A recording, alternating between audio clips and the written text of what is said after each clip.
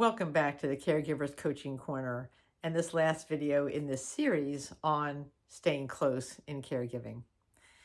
I'm dementia coach Diane, caring for my husband Ben, who's living at home with Lewy body dementia. And this has been hands down the most daunting experience of my life. And I'm able to handle the incontinence and the loss of our relationship and the laundry and the financial piece of it and everything that goes into caregiving. But the emotional piece of it has been the hardest thing to try to address. And so I just thank you for connecting with me during this series, because I have found some ways to cope and they are helping. I don't know if anybody else feels this way, but it feels to me like caregiving has asked more of my heart than I ever thought that I could give. But through all the losses and the changes and the heartbreak, I do my best to continue to show up and let love lead the way. It can be tempting to have fear or anger or resentment lead the way, but it's a choice to let love lead the way and then see what that means on any given day. This is sacred work that we're doing as caregivers. I've come to really appreciate that. And none of us are alone. It can feel very lonely, but I know that we have many, many, many, many, many other people that have walked this path before us. Many will come behind us. And so together as a community, we are stronger. And I really appreciate you watching this series and perhaps others that I've offered here on YouTube and provided your own input in terms of what's been helping you to cope with the emotional roller coaster ride that is part, I would imagine, of every caregiver's experience. What I have found is that certainly with my mom, whom I help to care for, and my sister, and certainly now with Ben, the way I've connected and the way I did connect with my mom and my sister, the way I've connected has changed, but love endures. And so the way I express closeness, has shifted, but it's still very much alive. The essence of love, the tenderness that I feel right now towards Ben every time I see him, the loyalty, the presence, that's still alive. And so I just want to make sure that you're giving yourself credit for being present, for every act of kindness, even if your loved one is being mean or disrespectful or aggressive. Every gentle touch, even when sometimes they smack you away.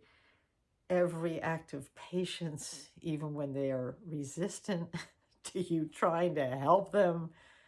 Every moment is another plank that you're building in a bridge to connect with them. I believe this is holy work. As I said, it's holy, sacred work. Whether you're caring for a spouse or a parent or a sibling or a child, this path that we're all walking on, I call it sacred ground. We are bearing witness to someone's life journey with compassion and as much courage as we can muster, right? It once came to me that I was actually privileged to be able to escort Ben's spirit as he ascends to the next dimension, whenever that is. I have not really been looking at it as a deterioration, but as an ascension. And so to be able to be his partner at this time in his life is a privilege. Now, not everybody always feels that way about the person they're caring for. Again, if you're caring for a parent, for instance, who was maybe not very nice to you growing up or was even abusive or neglectful, it can be that much harder. And I want to acknowledge you. Again, if you've made the choice for caregiving, which I believe it actually is a choice, we can act or think like we don't have a choice, but we do. We have a choice. So if you've made the choice to care for somebody else, please just again give yourself credit and be willing to see what it can actually do for you to maintain an emotional connection. Sometimes I know it can feel like you've already given so much mentally and physically that you don't have anything left to give. That's okay. Kindness to me rules in every moment, and there's never really a reason to be unkind. We can lose patience even, but we can apologize in the next moment and just return to a base of kindness and love and compassion for our loved ones and for ourselves. So please remember that you deserve that compassion as well as your loved one.